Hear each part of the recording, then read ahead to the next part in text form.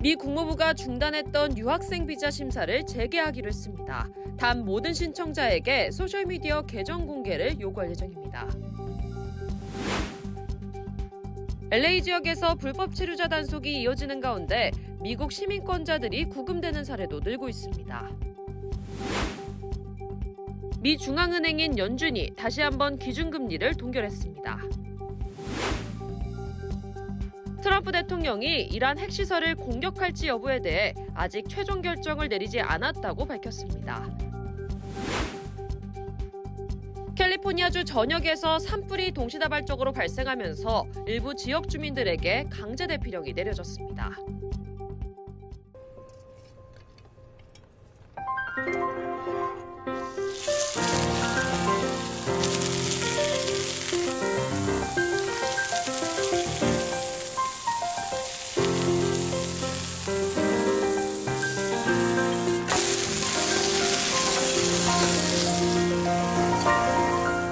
도쿄와 서울을 거쳐 새로운 요리의 추억이 미국에서도 시작됩니다. 발뮤다. 여러분 안녕하십니까? 6월 18일 수요일 SBS 뉴스 시작합니다. 미 국무부가 일시 중단했던 유학생 비자 심사를 재개하기로 했습니다. 국무부는 오늘 성명을 통해 영사관 직원들은 모든 유학생과 교환학생 신청자에 대해 철저한 심사를 실시할 것이라고 밝혔습니다. 국무부는 그러나 모든 신청자에게 SNS 계정 공개를 의무화할 예정입니다.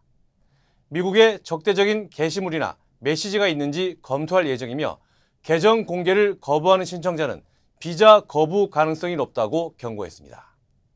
트럼프 행정부는 지난달 SNS 심사 지침을 마련하기 위해 외국인 유학생의 신규 비자 인터뷰를 잠정 중단했습니다. 앞서 올해 초에는 반이스라엘 활동에 참여한 유학생과 연구원의 비자를 대거 취소했으며 이를 계기로 학생 비자 신청자의 심사가 대폭 강화됐습니다.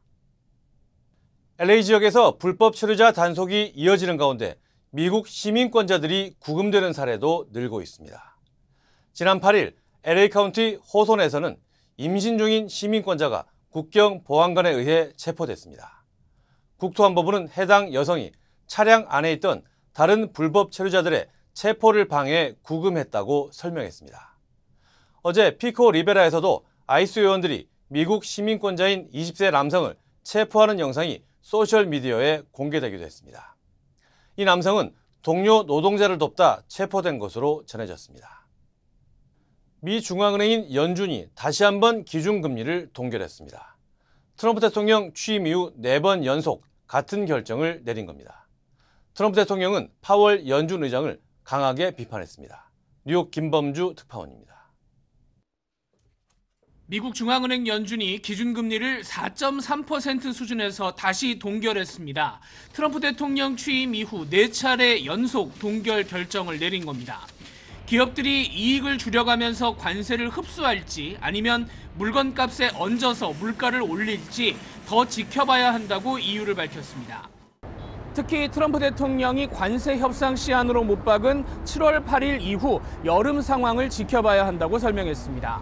In particular, we feel like we're going to learn a great deal more over the summer on tariffs. We hadn't expected them to show up much by now. 연준은 올해 남은 기간 동안 2번 금리를 내릴 수 있다는 전망은 유지했습니다. 시장 전문가들 예상치는 9월과 12월에 각각 한 번씩 금리가 인하될 거란 전망이 50%를 넘어섰습니다. 트럼프 대통령은 올해 금리를 2%포인트 내려야 한다면서 금리 결정 발표 4시간 전에 파월 의장을 멍청하다고 미리 공격했습니다. So we have a stupid person, frankly, at the Fed. It's a political guy who's not a smart person, but he's costing the country a fortune. 그리고 9개월 뒤 파월 의장이 임기를 마치면 본인이 연준 의장을 맡겠다는 말도 내놨습니다. Maybe I should go to the Fed. Am I allowed to appoint myself, Doug? I don't know. Am I allowed to appoint myself at the Fed? I do a much better job than these people. 하지만 연준에서 금리를 결정하는 이사들 임기가 길게는 13년까지 남아 있어서 트럼프 대통령 뜻대로 될지는 미지수입니다. 뉴욕에서 SBS 김범주입니다. 이번엔 중동 소식입니다. 이란의 무조건 항복을 촉구했던 트럼프 대통령이 이란 핵시설을 공격할지 여부에 대해 아직 최종 결정을 내리지 않았다고 밝혔습니다. 핵 합의는 더 어려워졌지만 아직 문은 열려 있다고 여운을 남겼습니다. 워싱턴 김용태 특파원입니다. 미국 트럼프 대통령은 이스라엘의 이란 공격에 가세할 것인지 묻는 질문에 결정을 내리지 않았다고 답했습니다. I have ideas as to what to do, but I haven't made a final. I like to make the final decision 1 second before it's due, because things change. 이란 핵시설을 타격할 수도 있고 안 할 수도 있다며 여지를 남긴 겁니다. I may do it, I may not do it. I mean, nobody knows what I'm going to do. I can tell you this, that Iran's got a lot of trouble, and they want to negotiate. 대화하기엔 늦었고 이란과 핵 합의는 더 어려워졌지만 아직 문은 열려 있다면서 협상 가능성을 완전히 닫지는 않았습니다. 다만 최후 통첩은 보낸 셈이라고 확인했습니다. They know what's happening. Maybe you could call it the ultimate ultimatum, right? 이란 최고 지도자 하메네이가 항복을 거부한 데 대해선 행운을 빈다고 대꾸하면서 이란에서 정권이 교체될 가능성이 있다고 평가했습니다. 미국의 직접 개입 가능성을 놓고 공화당과 트럼프 지지자 사이에서도 의견이 엇갈리는 가운데 트럼프 대통령이 어떤 결정을 내릴지 주목되는 상황입니다. 미 국방장관은 트럼프 대통령이 결정을 내리면 국방부는 그 결정을 집행할 준비가 돼 있다고 강조했습니다. 워싱턴에서 SBS 김용태입니다. 트럼프 대통령이 어제 이란 최고 지도자 하메네이의 은신처가 어디인지 알고 있다며 공격이 가능하다는 걸 언급했습니다. 그러자 하메네이가 모습을 드러냈습니다. 하메네이는 이란 국민은 항복하지 않을 것이라며 미국의 개입이 돌이킬 수 없는 피해를 낳을 것이라고 경고했습니다. 전영우 기자입니다. 이스라엘 공습 이후 모습을 드러내지 않던 이란의 최고 지도자 하메네이가 공습 엿새째 만에 입장을 밝혔습니다. 트럼프 미국 대통령이 최고 지도자가 어디에 숨어 있는지 정확히 알고 있다며 무조건 항복하라고 압박한 것에 대해 대응한 겁니다. 하메네이는 영상연설에서 이란 국민은 항복하지 않을 것임을 알아야 한다고 강조했습니다. ملت ایران در مقابل جنگ تحمیلی محکم میایسته همچنانی که تا حالا ایستاده در مقابل صلح تحمیلی محکم میایسته 이란을 30년간 통치해온 최고 지도자 하메네이는 이란의 역사를 아는 똑똑한 사람들은 절대로 이란인에게 위협적인 언어로 말하지 않을 것이라고 밝혔습니다. 그러면서 미국의 군사적 개입이 의심할 여지 없이 돌이킬 수 없는 피해를 초래할 것이라고 경고했습니다. 이스라엘은 트럼프 대통령의 발언 직후 이란 수도 테헤란 등의 대규모 공습을 이어갔습니다. 네타냐후 이스라엘 총리는 트럼프 대통령과 자주 통화하고 있다면서 이스라엘 영공 방어를 위한 미국의 지원에 감사하다고 밝혔습니다. אני מבקש להודות לנשיא טראמפ, ידיד גדול מאוד של מדינת ישראל. 국제 원자력 기구 IAEA는 이스라엘군이 이란 원심 분리기 생산 시설 2곳을 타격했다고 밝혔습니다. 이스라엘군은 1, 2주 안에 포르도의 핵원료 저장소까지 모든 목표물을 제거할 수 있을 것이라고 자신했습니다. SBS 전영우입니다. 산불 소식입니다. 캘리포니아주 전역에서 산불이 동시다발적으로 발생하면서 일부 지역 주민들에게 강제 대피령이 내려졌습니다. 캘리포니아 산림청에 따르면 샌디에고 카운티에서 발생한 몬테 산불은 현재까지 약 400에이커를 태웠으며 진화율은 20%에 머물고 있습니다. 불길은 엘몬테 밸리 일대 말 목장과 주택가 인근까지 번져 이 지역에는 강제 대피령이 발령됐습니다. 또 산호세 인근에서도 산불이 발생해 약 100에이커를 태워 대피령이 내려졌지만 밤사이 진화가 진전되며 현재는 대부분 해제된 상태입니다. 세크라멘토 동쪽 엘도라도 카운티의 보난자 산불 역시 180에이커를 태우고 차량과 일부 구조물에 피해를 입혔지만 대피령은 오늘 오전 해제됐습니다. 기상당국은 건조한 날씨와 강풍으로 인해 산불 확산 위험이 크다며 주의를 당부했습니다. 지난 2022년 발생한 미국 역사상 최대 규모의 보석 강도 사건과 관련해 용의자 7명이 기소됐습니다. 사건은 샌프란시스코 보석 전시회를 마치고 복귀 중이던 트럭이 LA 북부 휴게소에 정차해 무장 경비가 잠시 자리를 비운 틈을 타 벌어졌습니다. 당시 용의자들은 트럭의 잠금 장치를 절단하고 약 1억 달러 상당의 보석이 든 가방 24개를 훔쳐 달아났습니다. 연방검찰은 약 3년에 걸친 추적 수사 끝에 이들을 특정했으며 최근 7명을 체포하고 화물 절도와 강도 등의 혐의로 기소했습니다. 대법원이 테네시주의 아동 성전환 치료 금지법을 허용하는 판결을 내렸습니다. 해당 주법은 18세 미만 아동에게 호르몬 치료와 성전환 수술을 금지하는 내용으로 대법원이 주 정부의 손을 들어준 겁니다. 이번 결정은 트랜스젠더 아동의 의료 접근을 제한하는 첫 사례입니다. 하지만 트랜스젠더 권리 단체들은 이번 판결이 권리 후퇴라며 강하게 반발하고 있습니다. 지난달 미국의 신규 주택 착공 건수가 5년 만에 최저치를 기록했습니다. 상무부에 따르면 지난달 신규 주택 착공 건수는 125만 6천 건으로 전달 대비 약 10% 감소한 것으로 나타났습니다. 이는 팬데믹 초기였던 2020년 5월 이후 가장 낮은 수준입니다. 향후 주택 공급량을 가늠할 수 있는 건축 허가도 전달보다 2% 줄었습니다. 전문가들은 모기지 금리가 높아 주택 구입 수요가 줄어든 데다 매물 주택도 재고가 많아 신규 주택 건설이 줄어든 것으로 분석했습니다. 네, LA 지역의 명소이자 몇 남지 않은 신문 가판대인 라치몬트 지역의 뉴스 가판대가 폐업 위기에 처해 SNS에서 보존 청원 운동이 진행되고 있습니다. 이 가판대를 20년 넘게 운영해온 사람은 한인 브라이언 장 씨로 가판대가 속한 약국 체인점이 8월 말 폐점하게 되면서 함께 문을 닫게 됐습니다. 폐점 소식에 지역 주민들은 이 장소가 LA의 명소이자 지역 커뮤니티의 상징적인 장소라면서 보존 청원 운동을 시작했습니다. 해당 청원은 소셜미디어를 통해 빠르게 확산돼 2,500명 넘게 서명에 참여했으며 이번 주 토요일 오후에는 시위도 예고된 상태입니다. 에이미입니다. 골프하면 피부를 포기한다 하시잖아요. 자외선 때문에. 저는 셀리온 GF7 플러스를 사용하는데요. 피부 재생 효과가 정말 최고예요. 그래서 언제나 깨끗하고 탱탱한 얼굴. 7가지 피부세포 성장인자에 세포 노화 억제 특효 성분 NMN과 PDRN까지 플러스. 사람을 아름답게 피부과학 셀리온 GF7 플러스. 한국 소식입니다. 이재명 대통령이 캐나다에서 열린 G7 정상회의 일정을 마치고 오늘 귀국했습니다.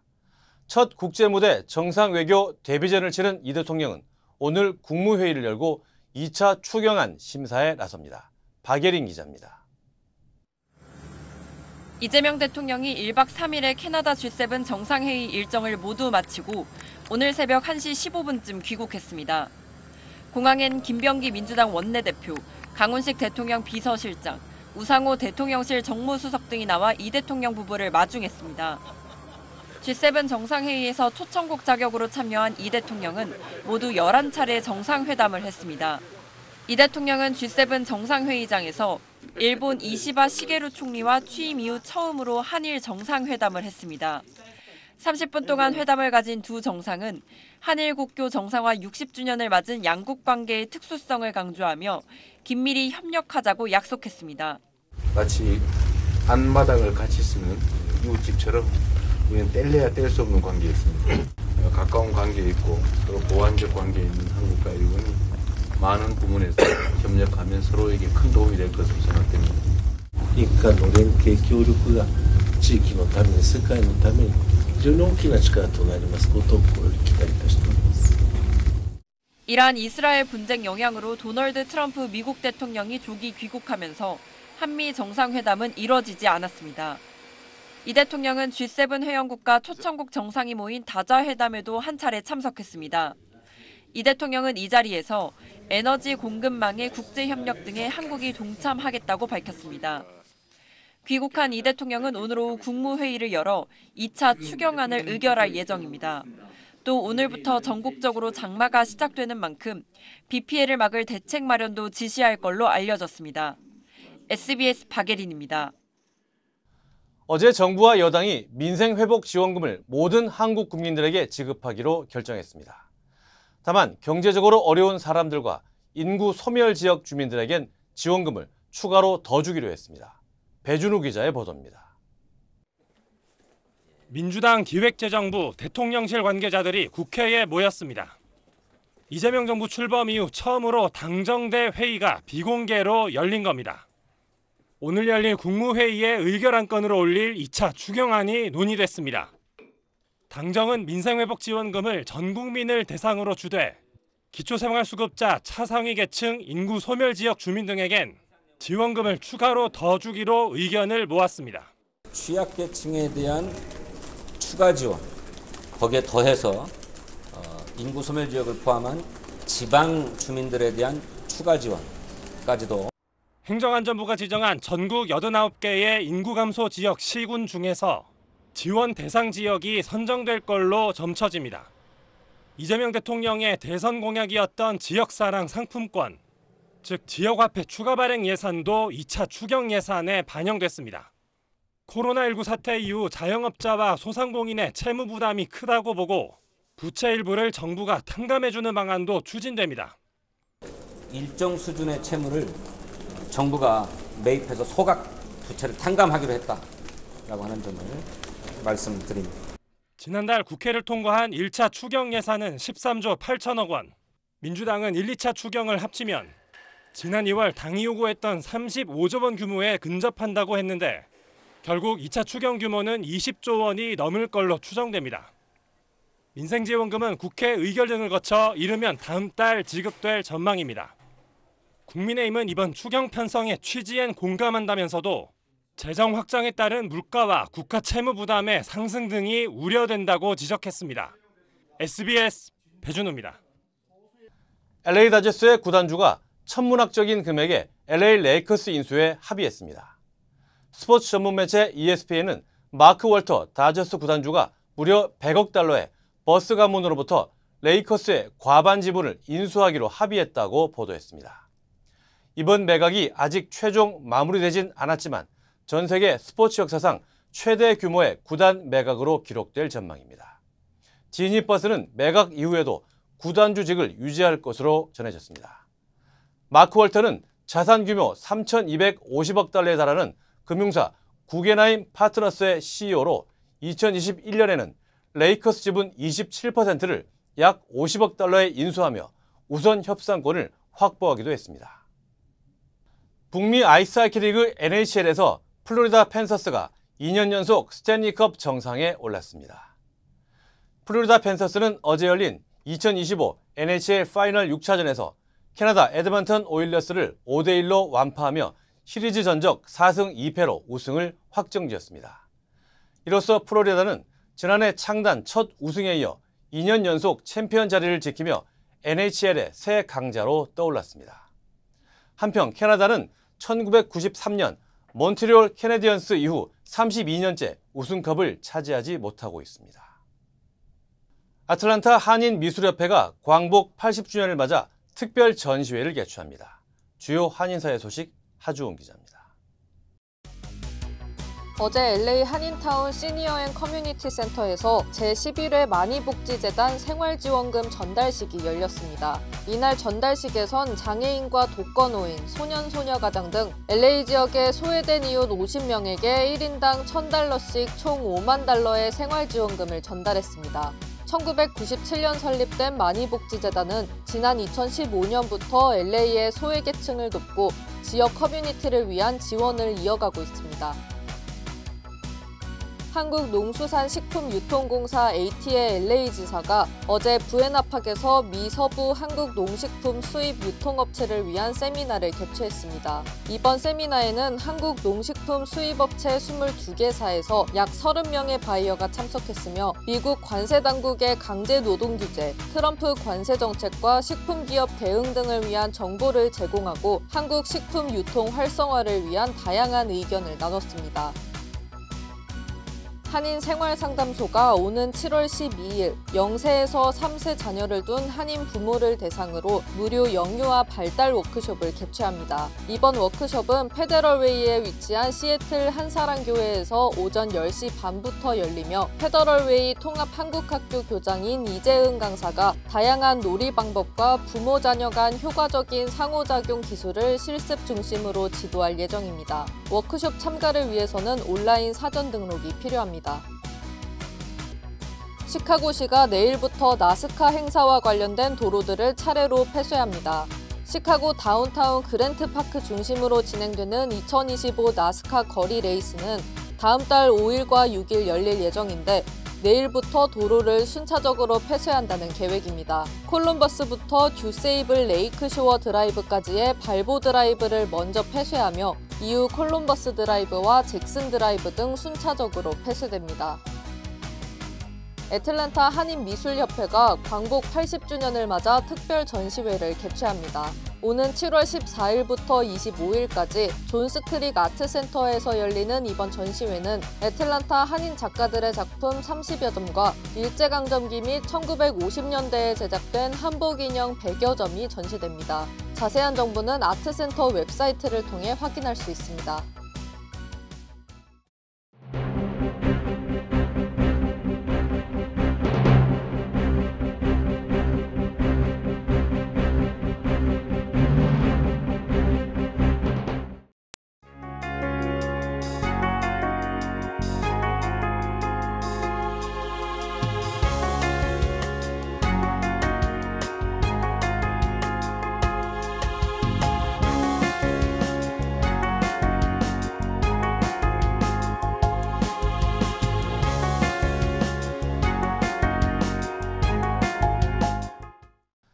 내일은 준틴스데이, 미국에서 노예 제도가 종식된 걸 기념하는 노예 해방 기념일입니다.